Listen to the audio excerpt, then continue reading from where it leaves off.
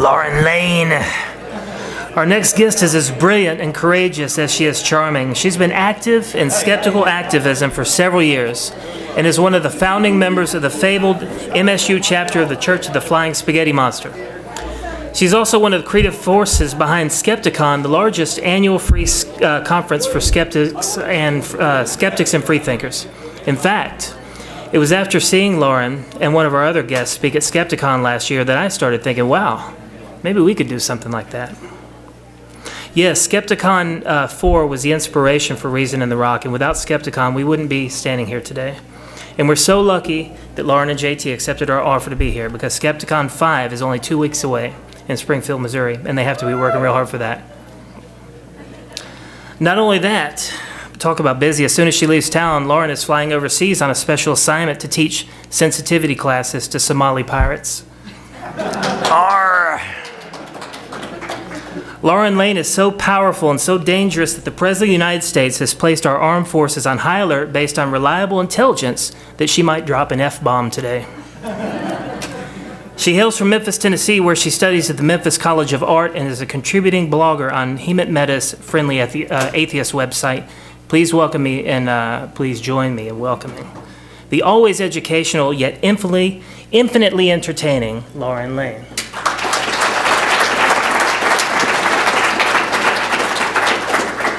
That was a fantastic intro. I think you should just follow me around in every room I walk into. I want you to walk in first and give that spiel. Okay. Well, hi everyone. My name's Lauren. I am an atheist, and I am a pseudo-professional troublemaker. Okay. So I'd like to start with a little bit of background. Every year, my family and I, we decorate the house for Christmas because, we like to decorate even though we don't necessarily believe in the Jesus anymore.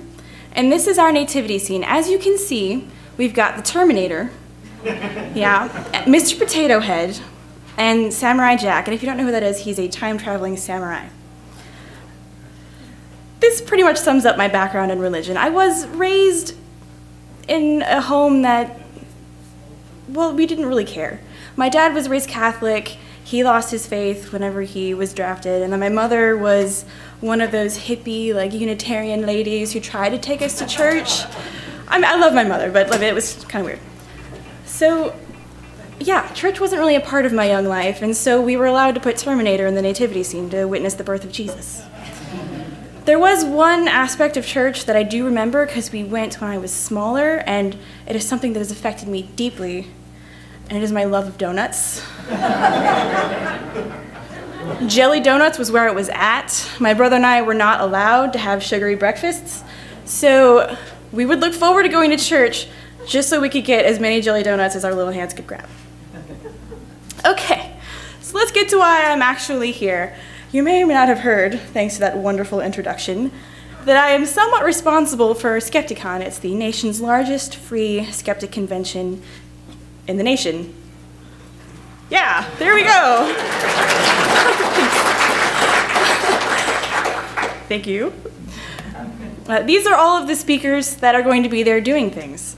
Yes, this slide is meant to overwhelm you. Look at all the speakers! Yeah. So there's over 20 of them speaking on various topics from nutrition to sexuality to science and math. But we also have a bunch of other stuff happening. Camp Quest is coming. You heard about that earlier. Yeah. We have travel grants that we've given out. We're having a documentary filmed about us. We are live streaming the event. All kinds of crazy shenanigans are happening, so you should all come and see it in 2 weeks. So you're probably thinking one of two things at this point. Whoa, that's awesome. And also, how the hell did this girl and her friends create the largest skeptic conference? Yeah, that's me. That's actually, it's hooch in an antifreeze bottle. I'm not a smart person sometimes. Okay.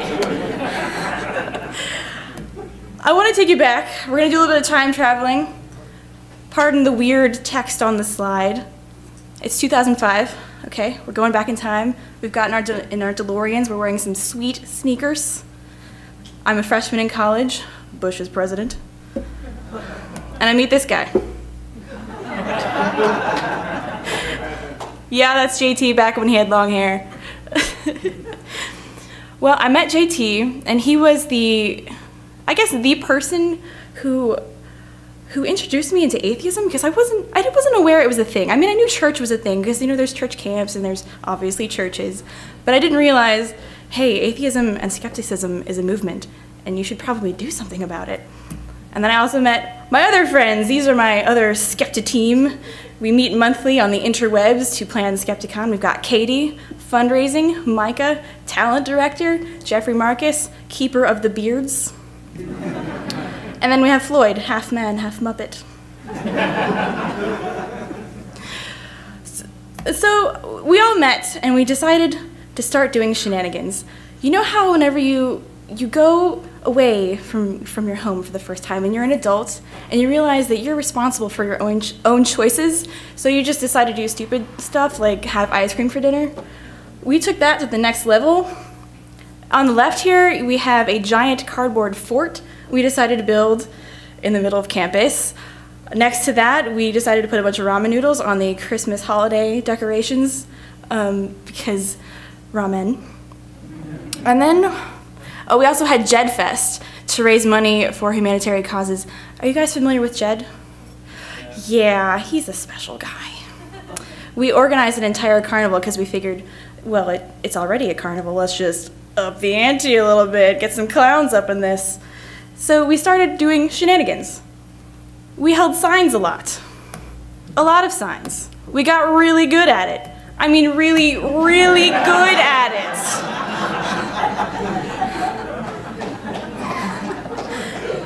You just went to DEFCON 2. Yeah, there's cussing in my presentation, I'm sorry. At one point, we had an entire stack of signs that we would just carry with us at any moment because we loved holding them. These were one of our favorites. More signs, more holding them.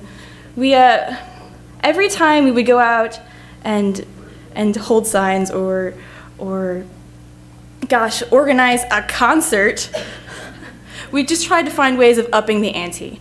And one day, JT and I were hanging out like we do with our shirts as ninjas. And he came up with this idea of bringing some skeptic speakers to our school. And being a fun-loving skeptic, like shenanigan junkies that we were like, yes, let's do it tomorrow. Also known as a couple months from now. That sounds like a lot of work. Okay. And Skepticon 1 was born. This is a picture from Skepticon 1. This is pretty much everyone who was at that first event, which is why I'm so impressed that there's so many people in this room right now for Reason in the Rock, Uno. So you guys are totally beating us. So yeah. And that was so much fun, we did it again. And then we did it again. Basically, every year I made this handy graph so you guys could see. I'm gonna run away from the mic for a second, so don't get too mad. Okay, we've got amazingness and years. And as the years went on, we wanted more amazingness. Okay. Glad I could explain that to you. All right, here's an example of what our Skepticon 1 to-do list was, just to give you an idea of what we were doing at the time. Now here is Skepticon 5's to-do list. Now, this is actually just last month's task list, and it's as much as I could fit on there. It's gotten a bit big, just a little bit of growth here and there, you know? And while I could stand here and talk to you about Skepticon for forever, like 5 years forever, what I really want is I want questions from you. What do you want to know from me? I'm an open book. Ask me anything, yes. I noticed that your mom will be participating in the Skepticon 5. I was wondering who that might be. My mother is Cindy Lane.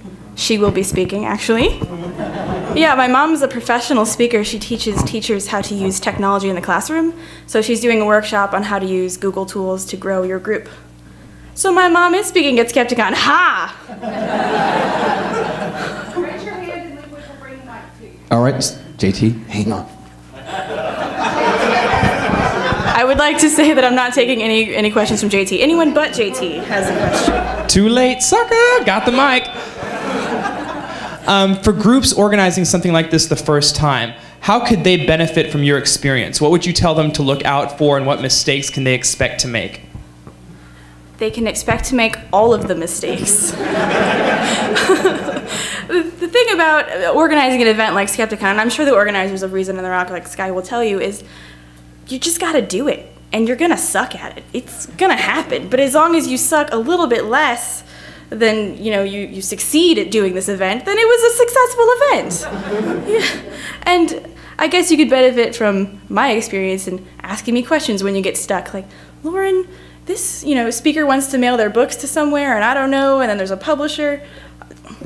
Ask me. I'm a resource. Any other questions? Yep. As an organizer of Reason in the Rock, I can tell you that we're like totally flailing here. Raising money. Oh my God, do we need money? Have I mentioned that today? Raising money. Please talk about that. Okay. Well, other than begging like you just did.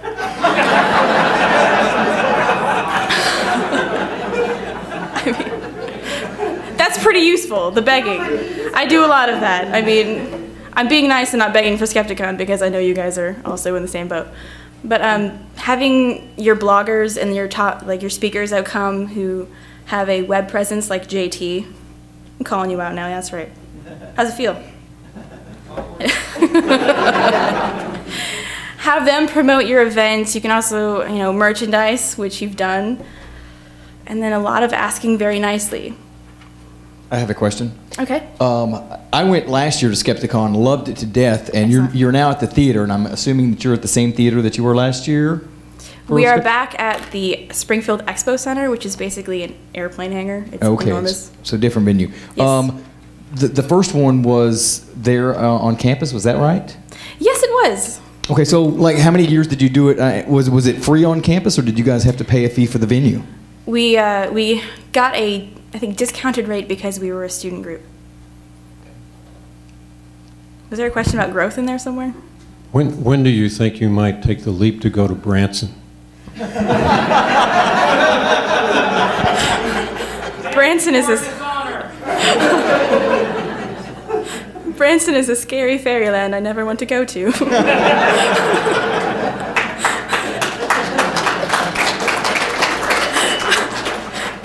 Seriously, though, would that not be a good step?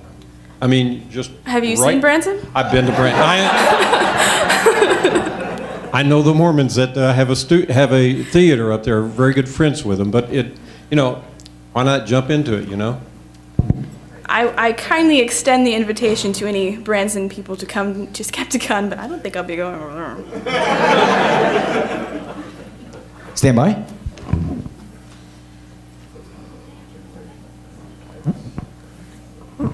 We talked a little bit earlier, you and I, about Springfield, Missouri. If anybody hasn't been there, there's a religious university on every corner. There's 5 churches on every corner. Being that you started this on campus, you probably had a nice little protective bubble there, but do you experience any opposition, anything at all when you put this event together? People still don't believe that we're going to show up. Every year we go to the local businesses and we go, hey, there's like all of our friends coming, about 1,000 and some change. Maybe you should get ready, maybe you should be, and they're like, oh, whatever, you kids and your atheism. It's so cute, it's so cute.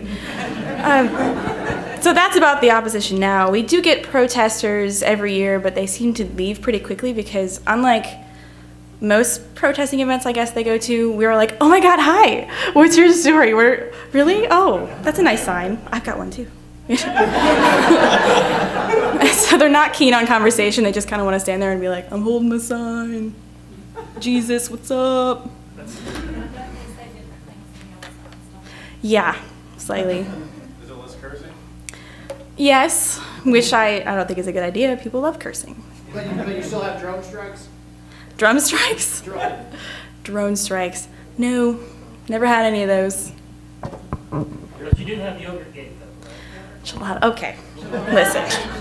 That poor guy put up sign for 10 minutes, even maybe, in his business. I have a question that continues on that opposition idea. Yes. Since your event first took place at a university, so it was basically sponsored by the university, I would assume, like, I mean, if you have something at a university, they usually do that. At my school, I've considered doing certain things, and I get a little bit, I get a lot of opposition here at the school I go to in Arkadelphia. I was curious if you had any issues with the university itself. Absolutely. They've always tried to stop funding to our events or even us creating a group. But here's the thing. You're right. So you're going to win. You just have to be persistent. Oh, come on, guys. Raise them high. It's true. You are right. You are in the right to make a group and to hold events. Stand by. Being right doesn't mean you will win. Look at Texas politics. Well, student government is a bit different, right? Right? All right, back here. It's obvious from your presentation that humor plays a big part in everything you guys do. Is that a concentrated part of what you do at the actual event? I mean, is part of your strategy include humor? Absolutely. People are less inclined to think you're threatening or a threat if you're dressed as a pirate. So we did that a lot. Like, we had a huge following as the Church of the Flying Spaghetti Monster group, and as soon as it was revealed to somebody that we were actually a skeptic atheist group, they were like, wait, what? Yes. So humor is a big part.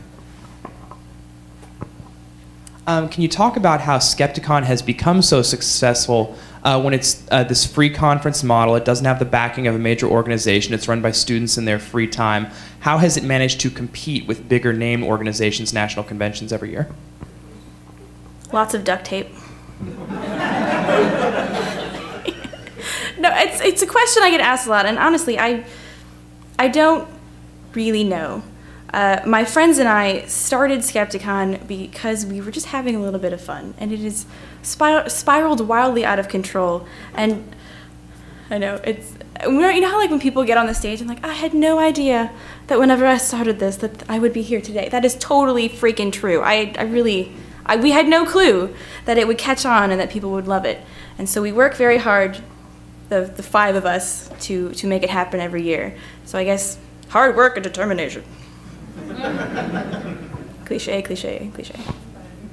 Can you talk about some of the new ground that Skepticon has broke and how other groups can benefit by following that same path? Well, for one, we're free.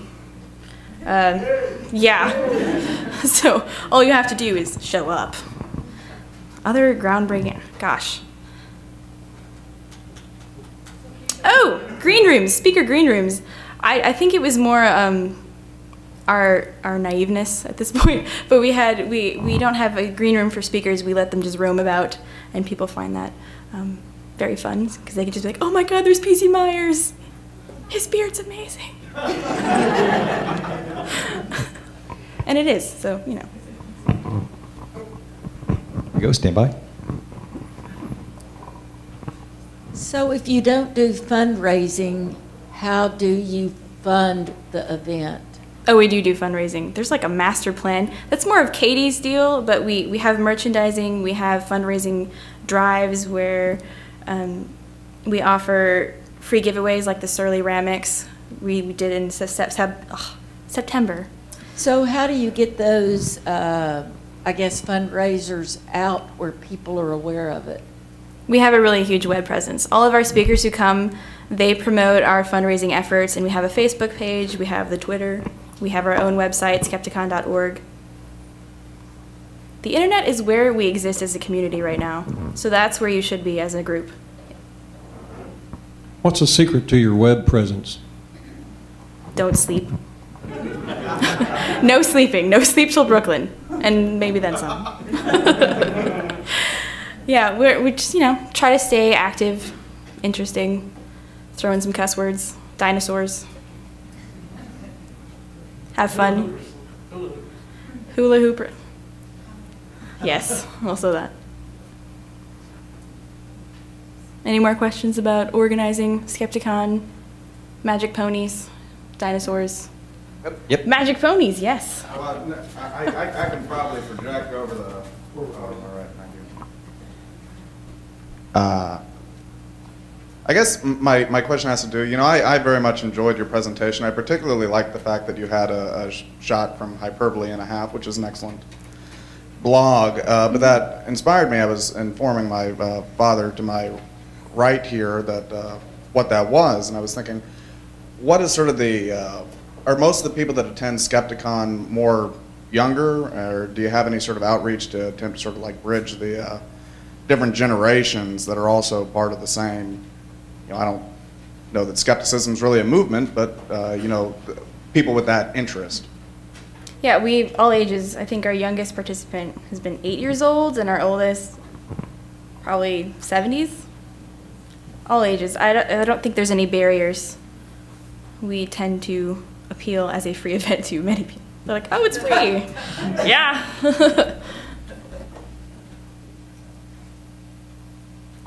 Right here.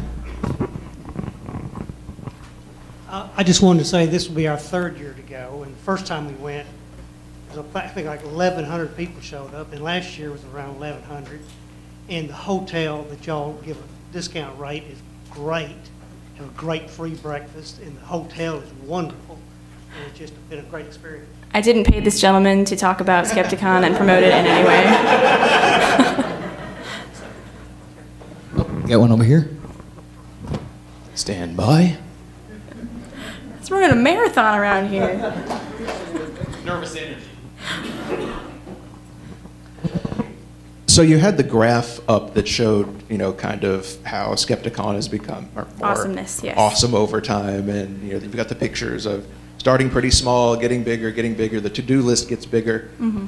But where do you see it going? I mean, it's a free thing. It lasts for 3 days and a weekend in November. So what is it that y'all are looking at adding to it in the future to kind of keep the idea of it fresh, besides just saying, look, here's some more speakers again? Over and over. Are we boring you? No. not that it's boring, just kind of what kind of ideas are y'all looking at as it grows in the future? Because more and more people are going to be coming and get attracted to the idea. Yeah, really, it's an open book at this point. Obviously we only organize 1 year ahead, and we're thinking about the future. Nothing's concrete yet. Because there's so many people involved, we all have to agree on one thing, and it's hard to get a bunch of people to agree on one thing, especially skeptics, because we're like, well, wait a minute, hold on.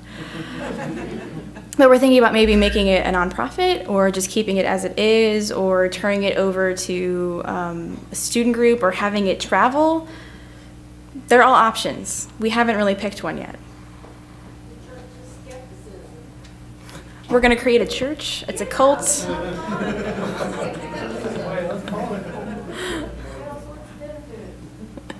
Yeah. So, in short, we have no freaking clue. But we're going to figure it out.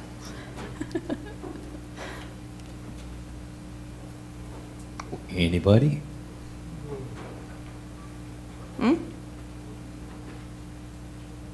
Just looking.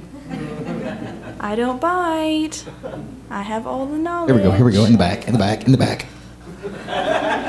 Okay, one of you needs to raise your hand next so he runs all the way back. See, that was my point. I just wanted to see him run. That's really all I needed. I've been enjoying that, actually. No, so, all right, so what are the top highlights of this upcoming event? What can you tell us that's going to make us go, damn it, we're going to Springfield because this is going to be awesome because of A, B, and C? Number one. I'm coming anyway, but I'm just letting you know. I'm giving you the chance to bring it. Other than your awesomeness that you provide and your man provides here, and the dynamic and the 27 questions he's giving you that you're going to elbow him for. I'm just saying, your friend, your buddy, your compadre, your partner in crime. He's my hetero. Wait a minute. partner. Okay, she doesn't have the dog collar. That was Teresa. My bad. I'm sorry. Okay. Anyway. So what can we look forward to? All right. Well, yeah. Number one, I'll be there. Number two, we're having an entire day of workshops, which are interactive with our speakers. We've never done that before. Should be really fun. Might explode in our faces. We'll find out. There's going to be a film festival. There's going to be all kinds of speakers walking around dudes, show up. You're missing out. Another question. On my way over there, is there another trip to the Creation Museum planned this year? No, the Creation Museum. Or that was more of an exhibit, wasn't it? Yeah, it's like a room in someone's house that they put a bunch of plastic dinosaurs. It's not even a Creation Museum. I don't know why I'd be asking this, but what's the film festival about, and what do you? David Fitzgerald is hosting it. It's an atheist film fest. He holds one in San Francisco, and he's bringing the films to Springfield, and he's just going to show them all day Friday. So if you're there, you have something to do. Can you enter? Can you enter? Can you enter films into it?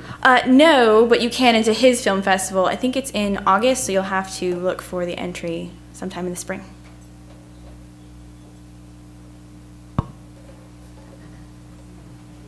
Got one. Actually, this is more of a question for Jared DeWitt. Why is he not speaking this year? Awkward. But I thought I'd ask Why you. hasn't that been? Yeah. Next question. It's just because we have this romance going on with Jerry. I'm sorry. Romance? We love Jerry. I noticed. Now, we actually pick our speakers 9 months in advance, so I don't think any of us, I don't think you're on our radar, wherever you are. You're short, I can't really see you. He's actually out in the hallway. He's not paying can't even hear me any, so talking we can about say it. whatever we want to. Oh, excuse me. Oh, he's headed this way now.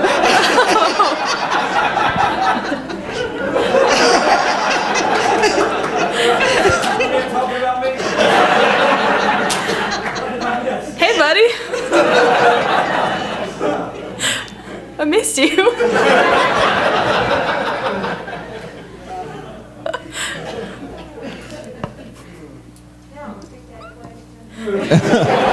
Here we go. No, we gotta move on. Time's short. We gotta keep it rolling. Did I make you cry last year? No.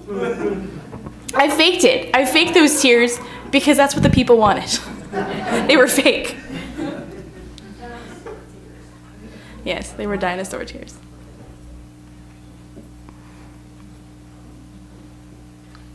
Well, now this is just awkward, guys. All right. You can ask me anything. Anything? No? Yep. We got one here, so hold on. I heard another one start, though.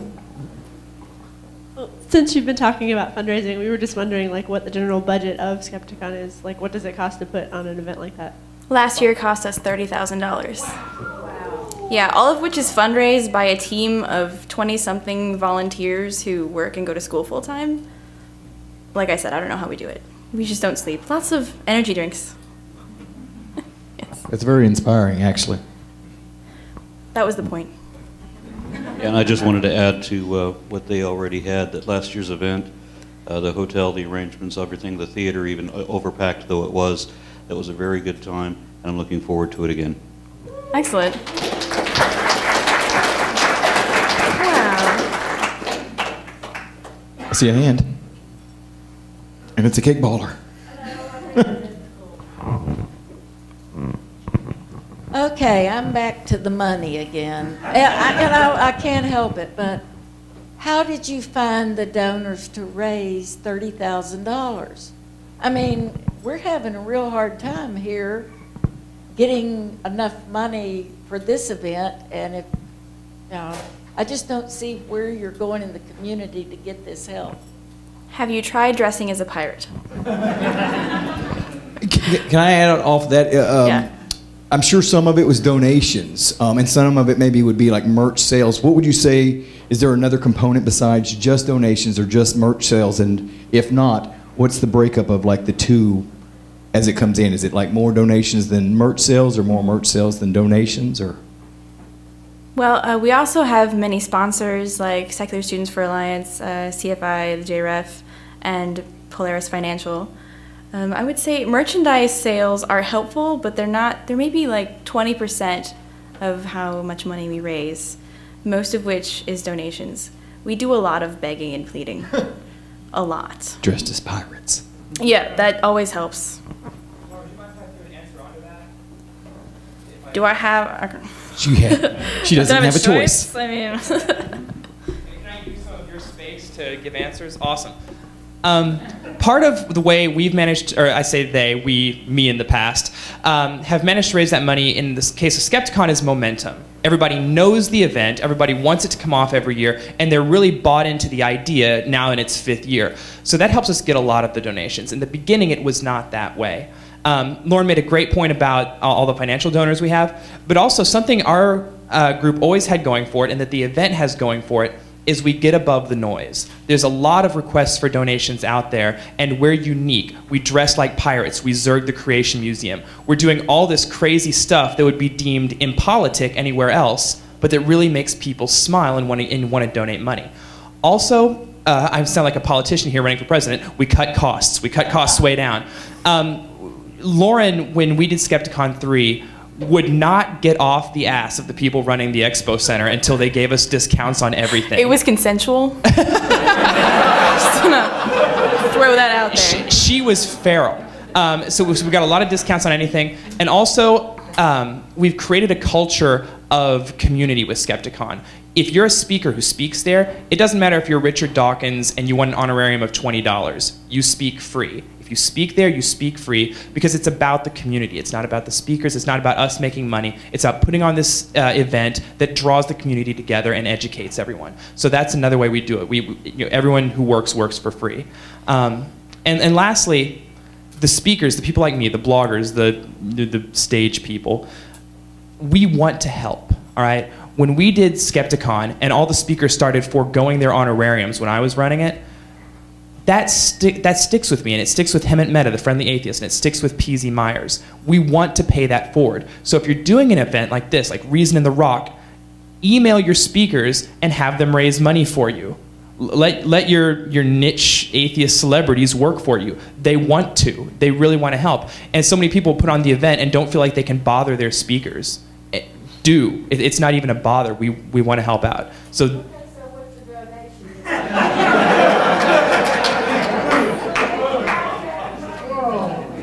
She got you. I write for a living.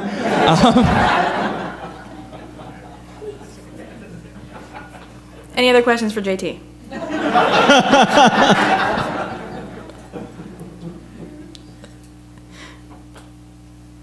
Any other questions to make me run? Oh my God, someone in the back, please just do it. This better be legitimate. Okay, stand by.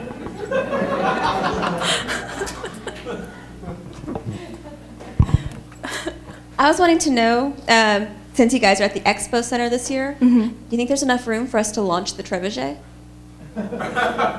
Challenge accepted. We will figure out a way to get it there if you guys can figure out a place to launch it. Yes. I mean, t-shirt. We'll use it as a t-shirt gun. That one? Excuse me. Pardon me. One more question. I have a question for Cindy. Is it potatoes or cows? Soccer balls. What are soccer balls?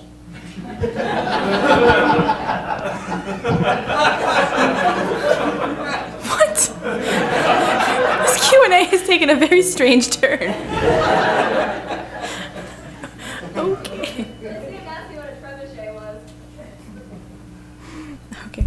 Do we have any more questions? Going once. Twice. 3 times the last slide.